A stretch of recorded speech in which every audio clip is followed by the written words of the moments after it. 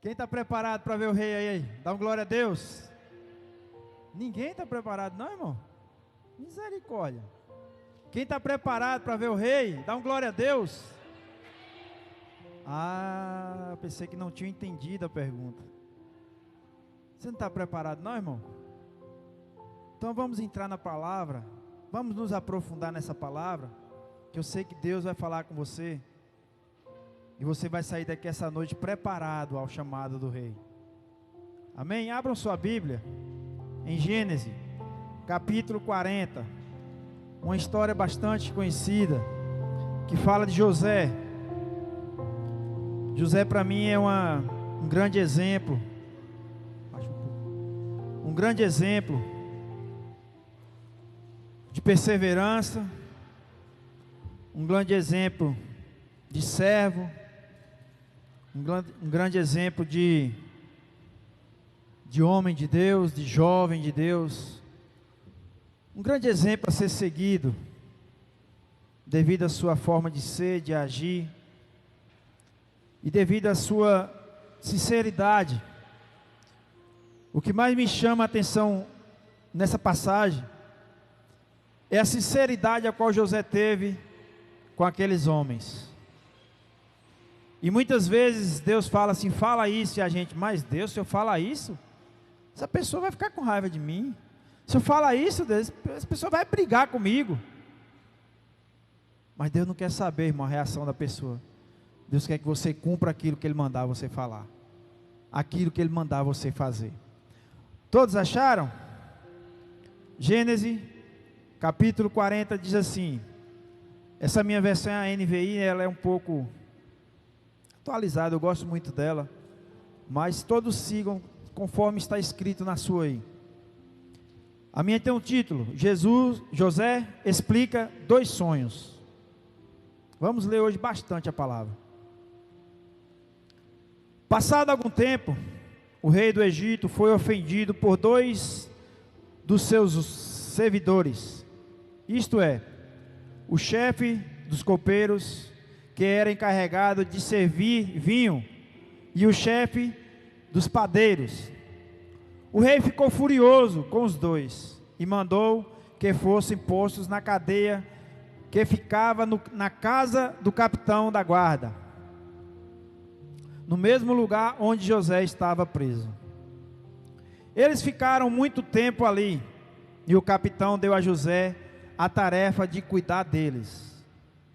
Certa noite, ali na cadeia, o copeiro e o padeiro tiveram um sonho, cada um.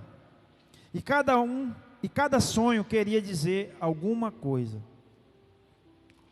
José veio vê-los de manhã, notou que estavam preocupados. Diga assim, preocupados. Então perguntou: por que vocês estão com essa cara tão triste? Verso 8.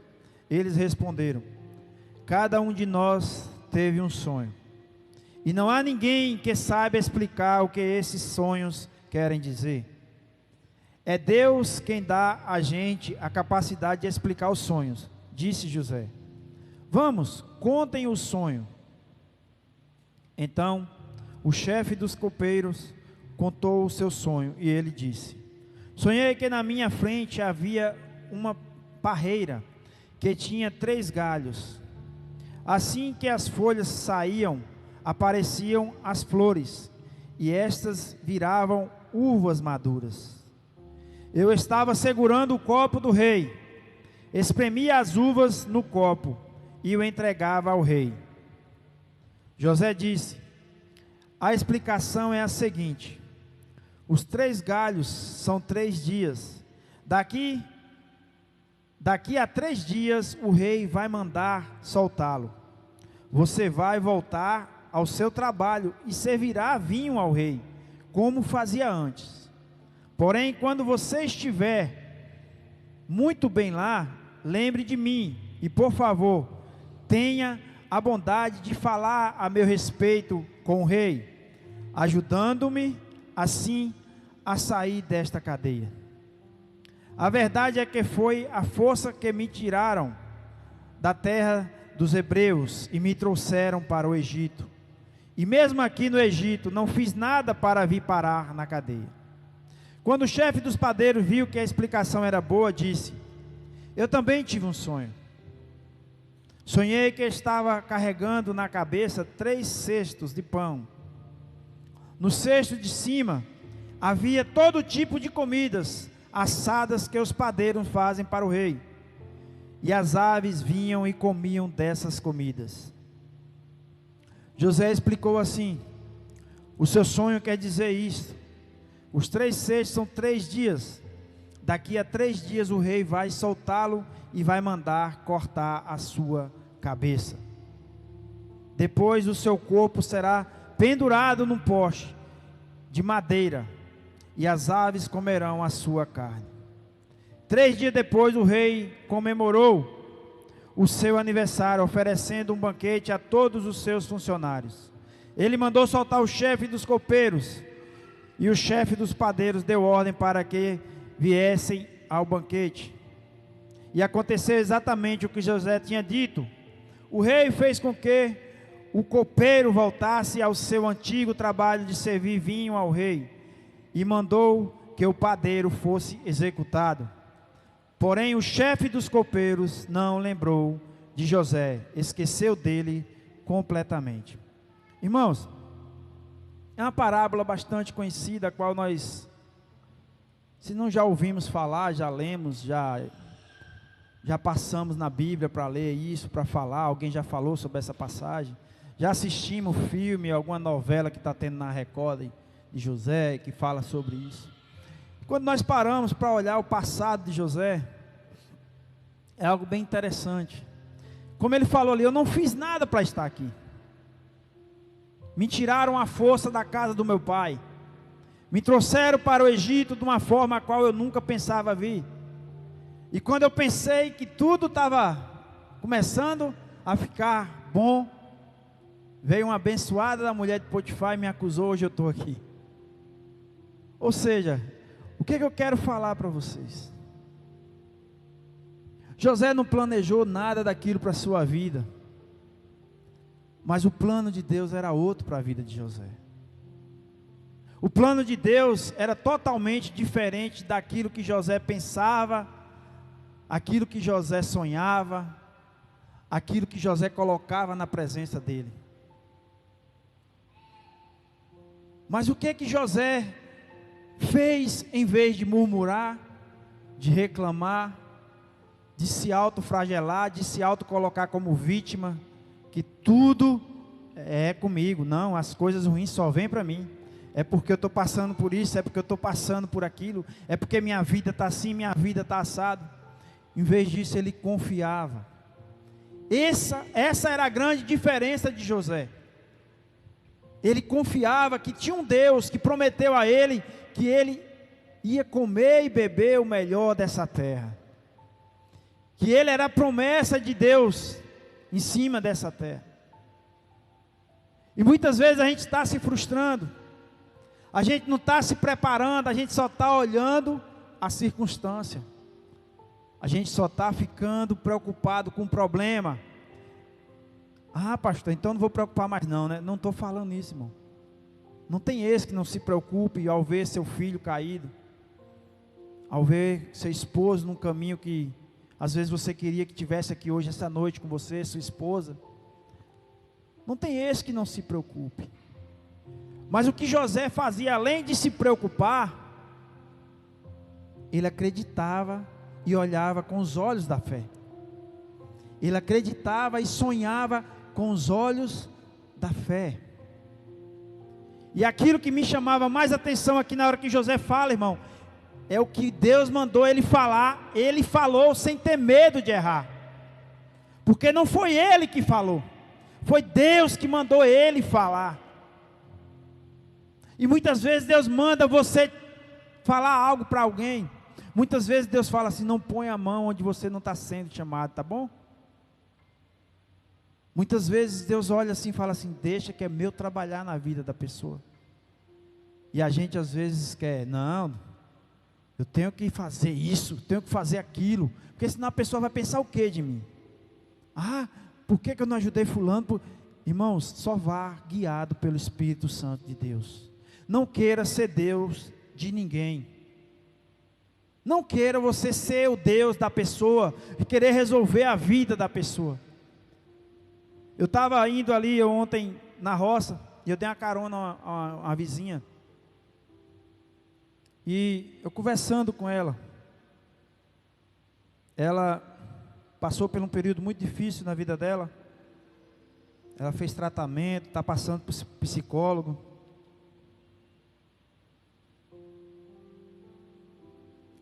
E ela disse assim para mim, falou assim: Valdemar, o maior problema meu é porque eu não quero ajudar as pessoas. Eu quero viver o problema da pessoa.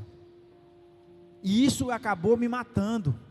Acabou me sugando de uma forma que eu estava para endoidar, eu estava para me suicidar. Porque eu não vivia só para ajudar a pessoa, eu vivia para viver o problema da pessoa, pegar o problema da pessoa para mim. E eu fui conversando com ela, irmãos. E ali Deus foi falando comigo, eu falando para ela. Quando nós terminamos de chegar em Angicá, ela falou assim: rapaz, essa carona veio do céu, que eu estava precisando ouvir isso. Nós temos que aprender que você ajudar a pessoa não quer dizer que você tem que pegar o problema da pessoa e falar assim: agora é meu problema também. Porque você já tem o seu problema. A gente tem que aprender a fazer aquilo que Deus nos guiar. Se Deus falar assim, vá até o fim, você vai. Se Deus falar, vai até aqui, você vai só até aqui. Porque tem coisas, irmãos, que é o trabalhar de Deus na vida da pessoa. Se José não tivesse passado por todo esse processo, dos irmãos vender ele, de parar na casa de Potifar, depois na cadeia, ele não seria o homem a qual todos nós hoje olhamos como um exemplo. Ele fez o seu legado. Ele acreditou, ele sonhou, ele fez o seu legado. E qual legado nós estamos fazendo para as gerações que estão vindo? O que nós estamos lutando? O que nós estamos fazendo para as gerações que estão vindo um dia lembrar e falar assim: não, pastor Valdemar era um homem de Deus, fulano era um homem de Deus, fulano era uma mulher de Deus, para eles seguirem como exemplo, para eles terem como um exemplo. E aquilo que José fez aqui na vida desses dois homens, é tão bom quando você chega e fala algo para a pessoa, fala assim: ô fulano, é porque eu estou passando por isso e aquilo. Aí você só quer ouvir aquilo que você está esperando a pessoa falar: ô irmão, ou não sei o que, vai dar certo isso, aquilo. E quando Deus falar assim: não vai dar certo, não vai dar certo, porque esse não é meu plano. Nós não estudamos aqui e não sabemos o que foi realmente, o que foi que esse padeiro e esse copeiro fez, para o rei se indignar tanto para mandar prendê-los, e depois mandou soltar um e o outro mandou matar. Mas uma coisa eu falo, irmão, a palavra de Deus diz que tudo aquilo que plantamos, colhemos. Tudo aquilo que você está plantando, um dia você vai colher de uma forma ou de outra. O que você está plantando para colher? O que você está fazendo para colher aquilo que Deus tem para você?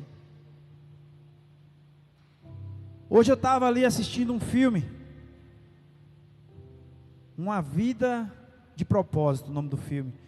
Os jovens quiserem assistir, pense num filme muito, muito edificante.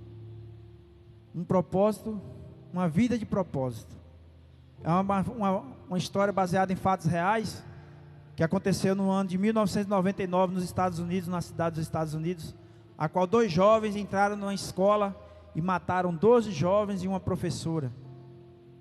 E eles se basearam na história de uma jovem cristã lá, que foi uma das vítimas. Mas ela tinha um propósito. Ela tinha um propósito que na hora que ela foi atingida pelo tiro, ela ainda estava em vida. E um dos jovens, que era o assassino, chegou nela e falou: e agora, onde está o seu Jesus? Você ainda acredita nele? E ela falou assim: eu acredito. E ele executa ela. Mas ela, quando era pequena, Deus falou com ela que ela ia atingir milhões de pessoas através da vida dela. E até hoje é um dos que mais repercutiu nos Estados Unidos até hoje. Mais de 2 milhões de pessoas testemunham que foram para Cristo devido à vida dela. Então o que é que nós estamos fazendo em cima dessa terra? Qual legado você está buscando? Qual a sua vida você está fazendo? O que é que você está fazendo da sua vida? Ah, pastor, faço tudo. Eu trabalho, eu sou dona de casa, eu sou mãe, eu sou esposa, eu sou marido, eu sou empregado, eu sou patrão, eu sou isso, eu sou aquilo. Eu acordo todo dia de manhã cedo, eu sou um cara honesto, eu trabalho, eu faço as minhas coisas tudo certinho, eu não devo nada, eu estou assim, eu estou assado. Glória a Deus, irmãos. Glória a Deus que você é assim. Mas a pergunta que eu quero fazer não é para o homem que você está fazendo. Estou falando é para Deus. Quem é você hoje na presença de Deus? Quem é você hoje se o Senhor te chamar? Não estou falando de morrer não, irmão. Estou falando de te chamar para você fazer um propósito, para você fazer a vontade dEle. Será que você vai fazer assim, eis-me aqui, Senhor? É igual eu estava olhando, a gente canta muitos louvores e não presta atenção na letra. Largo mão dos meus planos, largo mão da minha vida por ti. E adora a Deus e bota a mão para cima. Eis-me aqui, Senhor. Primeiro probleminha, não estou mais aqui não, Senhor, já fui. Primeira dificuldade, eis-me aqui, Senhor. A gente debateu um assunto na célula sobre o que está acontecendo lá no Afeganistão. Pessoas sendo mortas por a sua fé, por causa da sua fé. Aí teve uma pergunta que falou se você estava preparado mesmo. Aí todo mundo, estou preparado. Mas se será que chegar assim um dia de você ver igual lá no que está acontecendo? Negue sua fé ou mate seu filho. E aí, irmão? Você está preparado? Negue sua fé ou você vai morrer. E agora, Deus? Se você ainda não está preparado, eu não estou dizendo que eu estou preparado também não, irmão. Temos que buscar muito a Deus. É tão fácil a gente falar, mas fazer é outra coisa. Temos que buscar muito a Deus e viver, sabe o quê? Viver o reino dele. Porque se enquanto a gente ficar vivendo aqui na terra só, você nunca vai alcançar o reino do Senhor. Você nunca vai alcançar aquilo que ele tem para nós. Você nunca vai alcançar o sobrenatural de Deus. Irmãos, hoje de tarde eu estava olhando esse filme, e aquilo que Deus quer cumprir na minha vida e na sua, você diz que não está preparado, mas Ele lhe prepara, Ele lhe capacita. Agora nós temos que nos render a Ele. Eu achei tão interessante nesse filme que essa moça, ela foi criada num lar cristão.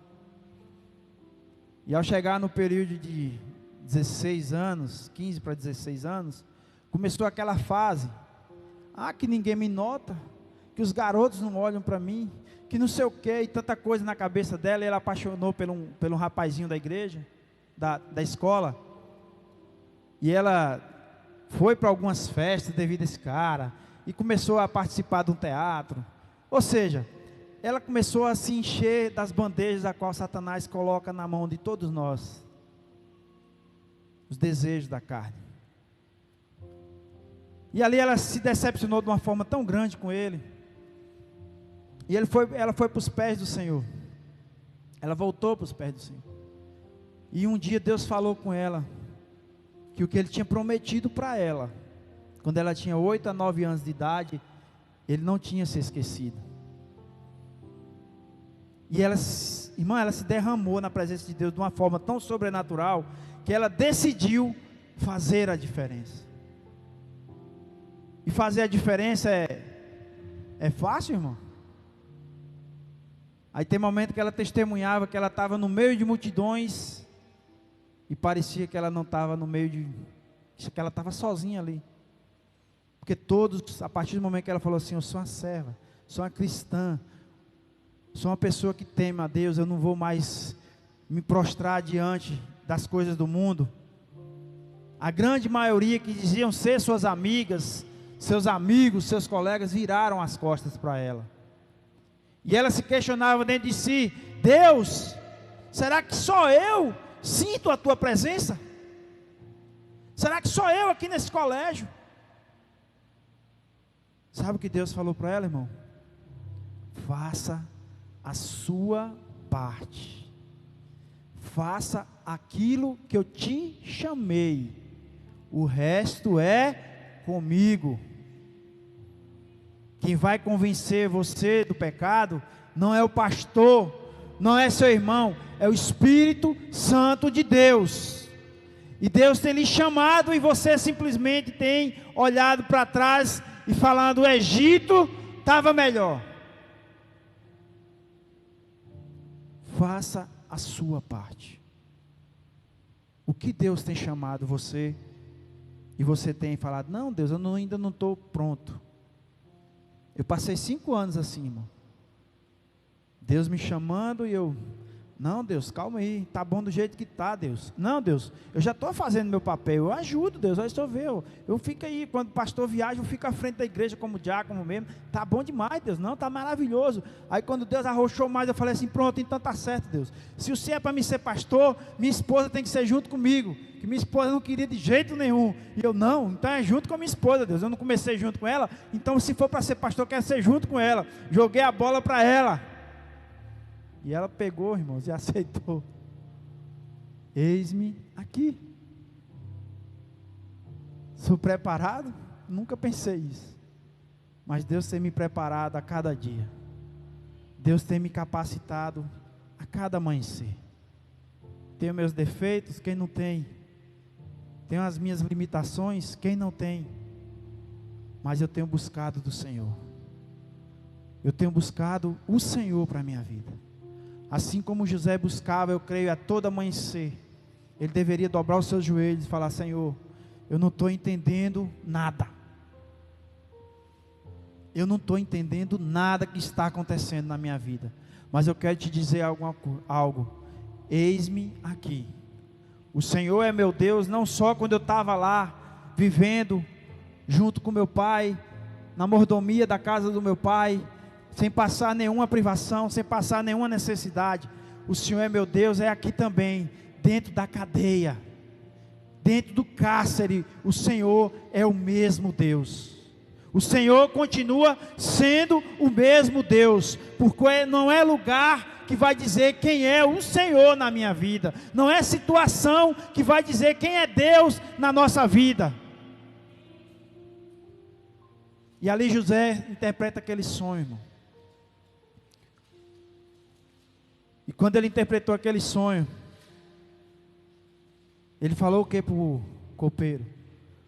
Não esqueça de mim quando você chegar na presença do rei. E a palavra diz que o copeiro acabou esquecendo dele. Foi pouco tempo não, irmão.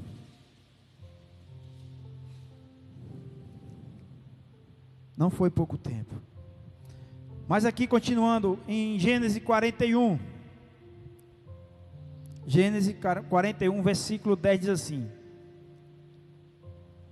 um dia o Senhor ficou com raiva de mim e do chefe. Isso aqui é o copeiro falando para o rei.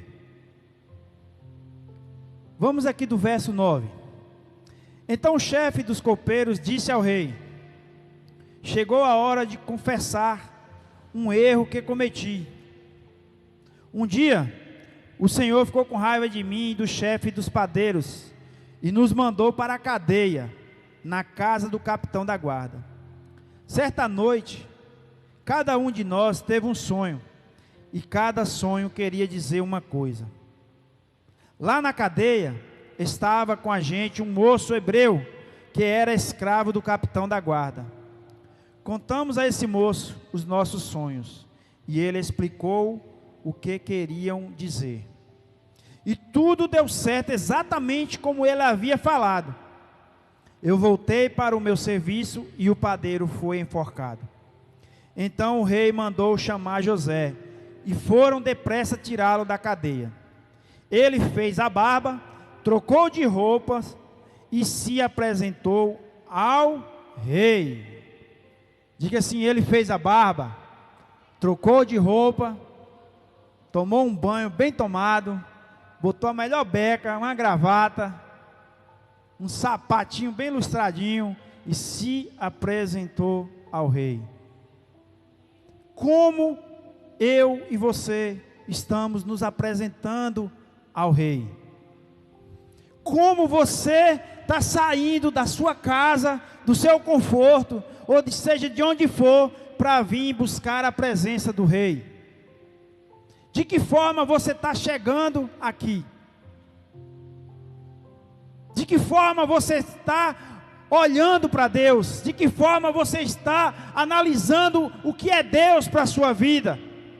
Porque quando o rei chamou José, ele falou assim: eu tenho que ir causar uma boa impressão para o rei. Qual impressão eu e você estamos fazendo na presença de Deus e fora da presença de Deus? Lá fora. Que José já causava, irmão, um reboliço naquela cadeia. A palavra de Deus fala que aquela cadeia prosperou com José ali. Como é que uma cadeia prospera, gente? Pelo amor de Deus. Como é que uma cadeia veio a prosperar? Sabe como, irmão? Com amor, com misericórdia do próximo, olhando para os outros, não com olhos de acusações, mas com olhos de misericórdia, de amor, de compaixão. Quem aqui quer ir morar no céu? Levanta a mão. Levanta a mão, irmão. Não é possível que tenha alguém que não queira ir morar no céu aqui, gente. Você está com raiva de alguém aqui? Olha aí para mim. Porque se você tiver, como é que você vai morar no céu com raiva de alguém? Como é que nós vamos ser a noiva do Cordeiro se tem alguém da noiva que está com problema com o outro? Hoje é uma noite de reflexão. Hoje é uma noite que eu quero que você venha se arrepender daquilo que você está sentindo por alguém. Peça perdão, irmão. Aprenda a perdoar. Aprenda a viver verdadeiramente aquilo que Deus quer que nós façamos. Irmãos, por que a primeira coisa que Satanás coloca em nosso coração é a opção primeira que ele dá para nós: desista, não vale a pena. Ou é só eu que às vezes Satanás faz isso? Quando vem aqueles embates mesmo pesado, aí você fala assim: rapaz, acho que é melhor eu sair fora. Mas ao mesmo tempo eu dobro meu joelho e falo assim: quem me chamou é quem me capacita. Quem me chamou é que me sustenta. Então, Satanás, sai de perto de mim, sai do meu pensamento, saia da minha vida, da minha família, da minha casa, porque eu não aceito e não admito que você venha lançar nenhum dardo inflamado contra a minha vida, contra a minha casa, contra o ministério, contra nada, porque maior é aquele que me chamou. A palavra de Deus diz que Ele está ao derredor como um leão, bradando para nos tragar. 24 horas, irmãos. Assim como a pastora Marleandro pregou aqui, ele tem paciência, ele tem estratégia, ele não sai simplesmente fazendo tudo aleatório, não. Ele sai minando, ele sai caçando uma brecha na sua vida para lançar o dardo e você aceitar, e aquele dardo ser a destruição da sua casa, da sua vida. Olha quantas coisas aconteceram com esse jovem. Nós não estamos falando aqui de um veterano, que era o Abraão, pai na fé, não. Nós estamos falando de um jovem, José, Que aqui a palavra de Deus diz que ele, na época, foi vendido, tinha 16 a 17 anos. Um rapaz, com 17 anos, a gente que morava no interiorzão, no 18 eu vou para São Paulo trabalhar. O sonho era esse. O sonho, hoje os jovens fazer faculdade, vou estudar para ser isso. Amém, glória a Deus que vocês hoje têm acesso. Mas na minha época não era tão fácil assim fazer uma faculdade, não. Aí o sonho era terminar de formar, pegar o magistério, segundo grau, e ir para São Paulo trabalhar. Só que quando você chega lá, irmão, aquele sonho que você sonhava tudo perfeitinho, não é da forma que você sonhava. Tem os problemas, tem as dificuldades, tem os empecilhos. E aí você começa a ver o quanto você era feliz e não sabia. O quanto você já era milionário e não sabia, ficava reclamando, pedindo a Deus para crescer, para ficar logo adulto. Eu quero fazer meus 18 anos, que eu quero ver pai e mãe encher meu saco. Amém. Fazer igual aquele, quem viver, verá. Quando eu morei em São Paulo, eu passei quase 2 anos e meio lá. Eu nunca valorizei tanto minha mãe e meu pai. O quanto eles faziam por mim, às vezes eu era ingrato. O quanto um pai e uma mãe faz pelo filho, às vezes nós somos ingratos. Aí eu acordava, passei 4 meses desempregado, dentro de uma casa, fazendo tudo. Meu primo trabalhava, eu tinha que fazer tudo dentro de casa. O trem que eu tinha mais raiva no mundo eu tinha que fazer, que era limpar a casa, fazer comida. E ali eu fiquei aquela vida de diarista, 4 meses. Aí arrumei um emprego. Agora vai melhorar, arrumei um emprego. Ô irmão, chegava sábado, domingo, lavar roupa, lavar sapato, lavar casa, limpar as coisas, fazer faxina. Aí eu falei, ô Deus, como eu era feliz, não sabia, pai. É tão bom viver a vida dos outros, né? Você olhar para alguém do seu lado e falar assim, vida boa é de fulano, olha a vida desse cara. Mas vai passar às vezes pelo que ele já passou. Vida boa é de José, governador aí, sofreu, mas também virou governador do Egito. Casou com a mulher linda, ficou milionário. E o processo, irmão? É igual quando os irmãos dele chegou na presença dele, não reconheceram José. Acho que muitos falaram assim, esse cara é arrogante, olha o que esse cara está exigindo da gente. Cara rico desse aí fica fazendo questão de besteira. E às vezes é muitas pessoas que lhe conhecem hoje, da forma que você já está, e fala assim, a vida boa é do Rodrigão aí, comprou um carrão agora, um Versa, tá novão o carro.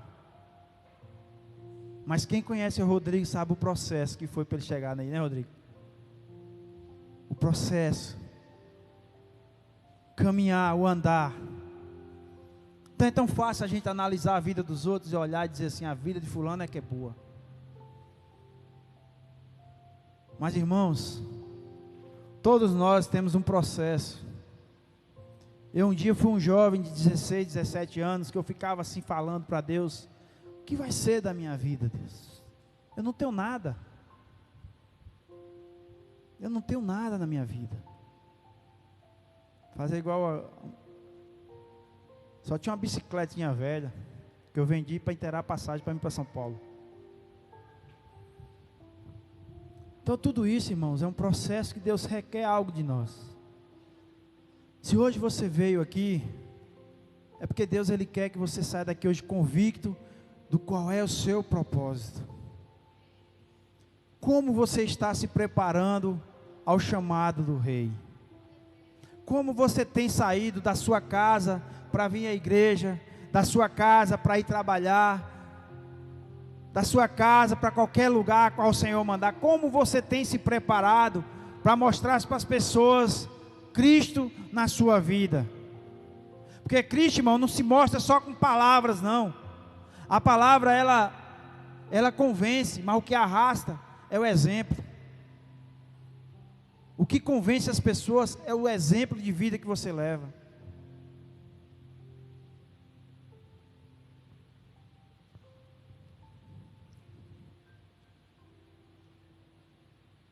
E foram.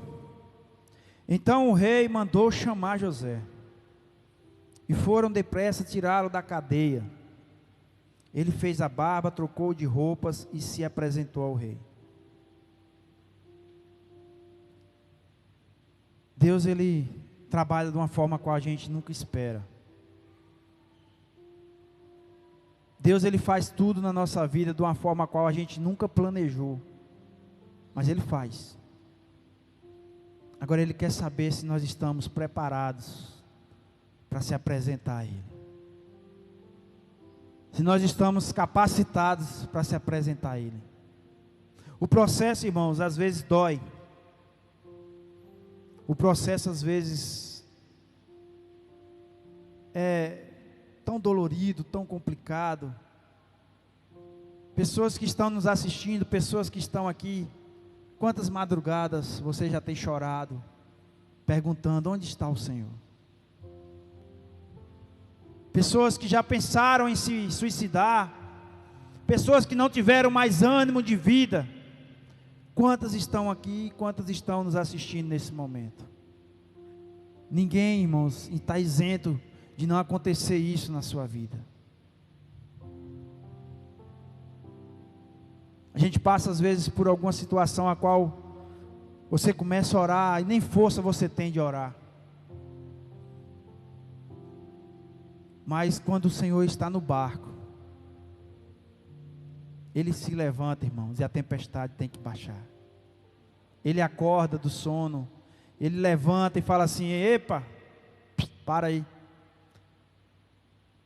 Basta uma palavra, e eis que tudo se faz novo. Basta um mover do Senhor, basta um toque do Senhor, e eis que tudo se faz novo. Mas o processo às vezes dói, às vezes leva tempo, às vezes leva anos. Mas uma coisa eu lhe digo: Deus não se atrasa. Vocês não entenderam. Uma coisa eu lhe digo: Deus não se atrasa. A bênção vai chegar, porque a promessa dele vai se cumprir na minha vida, na sua vida. A palavra dele diz que olhos não viram, nem ouvido ouviram o que o Senhor tem preparado para mim e para você. Então Ele ainda tem o melhor, ainda aqui em cima dessa terra, para mim e para você. A circunstância está dizendo que não, a situação está dizendo que não, o mundo está dizendo que não, mas a fé que eu tenho no Deus Todo-Poderoso, eu creio que o melhor dele está por vir na minha vida e na vida de cada um que crê no nome do Senhor Jesus. Irmão, nós temos que aprender a viver a Cristo. Nós vivemos às vezes parecendo uns zumbis. Eu sirvo a Jesus. Eu sirvo, eu sou crente. E o povo do mundo está aí se esbagaçando de alegria. Passa aí agora em qualquer lugar aqui em Barreiras, para você ver como estão os lugares. E a gente fica: eu sou crente, eu amo Jesus. Onde está a sua alegria? Onde está a sua felicidade? É nas coisas, é nos momentos. Enquanto a gente não buscar a essência da adoração de Deus, você vai viver dessa forma toda a vida, com o pé na igreja e pensando no mundo. Minha vida era até melhor quando eu não era crente. Olha, se tem uma coisa, irmão, que eu sou convicto na minha vida, é de servir a Deus. Eu sou convicto daquilo que Deus me chamou. Eu sou convicto do que eu quero para a minha vida na presença de Deus. Nada nesse mundo pode mudar a nossa forma de agir e de pensar. Aprenda a viver a Cristo, irmão. Aprenda a servir a Deus de uma forma a qual seja a melhor coisa da sua vida. Como você está vindo para a presença do Senhor? O que é que você tem buscado na presença de Deus? Ah, pastor, eu estou precisando de uma bênção financeira. Eu também, irmão. Se você achar um canal 100% online, me fala aí que eu estou junto. Se você achar aí um aplicativo aí, me diz aí para a gente ganhar dinheiro aí. Quem não precisa de bênçãos, irmão? Quem não precisa de um milagre de Deus aqui hoje? Seja na área qual for. Todos nós precisamos. Todos nós precisamos de ter fé para ficarmos firmes na presença de Deus. E quem vai dar isso para a gente, irmão? É tão fácil eu chegar aqui na carne, eis que Deus manda te dizer. E está tudo resolvido. Quantas pessoas que buscam a Deus só para saber profecias. Só para Deus, só fala com ele se lançar uma profecia na vida da pessoa. Eis que Deus está te curando, eis que Deus faz, irmão. Agora eu só vou falar isso um dia se Deus mandar eu falar. Se Deus mandar eu te falar, se Deus mandar eu colocar a mão, isso eu faço. Agora ficar falando na carne, eu sei o temor que eu tenho no meu coração. Eu sei que Deus ele está analisando não só as minhas palavras, mas o meu coração. Uma coisa eu sei, irmãos, e tenho convicção: Deus, Ele é tudo. Ele é médico, Ele é juiz, Ele é professor, Ele é patrão, Ele é tudo na nossa vida. E se Ele quiser, e se isso for a vontade dEle, fique em paz que vai acontecer. Fica em paz que vai chegar o momento a qual você vai ser tão feliz, irmão, que as lágrimas, as dores não vai existir mais na sua vida. Ele é fiel para cumprir. Não há outro caminho. Eu me pergunto assim, tem hora, meu Deus, se eu sair da tua presença hoje, eu vou fazer o que nesse mundo? Fazer o que, irmão? Igual aquele louvor que fala: para onde eu irei, se eu não tenho para onde voltar? Não existe duas opções. Existe Jesus, que é o caminho, a verdade e a vida. As pessoas que colocaram as opções contrárias para satisfazer os seus desejos. Mas a palavra que dá vida chama-se Bíblia Sagrada. A palavra que vai dar vida a você chama-se Jesus Cristo. Ele já pagou o preço por mim, por você, e um preço de cruz. Estudem, irmão. Pesquisem na época de Jesus o que era a pessoa ser crucificada. O que era a pessoa ser crucificada? Pesquisem. Era como se você cometesse o pior crime daquela época. E qual foi o crime que Jesus cometeu? Ele chega e os fariseus, tudo cheio de si: mas eu cumpro a lei, eu oro 3 vezes no dia, eu jejum, eu sou dizimista, eu sou ofertante. Jesus fala: eis que eu não vim buscar vocês, eu vim buscar os doentes. Eu vim buscar aqueles que reconhecem que precisa de mim. Eu vim para aqueles que acham que não é nada e precisa de mim. Eu vim para sarar aqueles que pensam que não vai ter mais jeito para a vida deles. Eu vim para sarar aqueles que estão nesse momento, dentro de um quarto, dizendo assim: a minha vida não vale nada. Eu vim para esses. Deus está curando pessoas aqui essa noite de depressão, no nome de Jesus. Pessoas que estão nos assistindo nesse momento, que está pensando em fazer coisas, de terminar com a sua vida, o Senhor está repreendendo agora e lhe dando uma nova chance. Deus vai lhe visitar essa noite. E eu creio no poder do Senhor.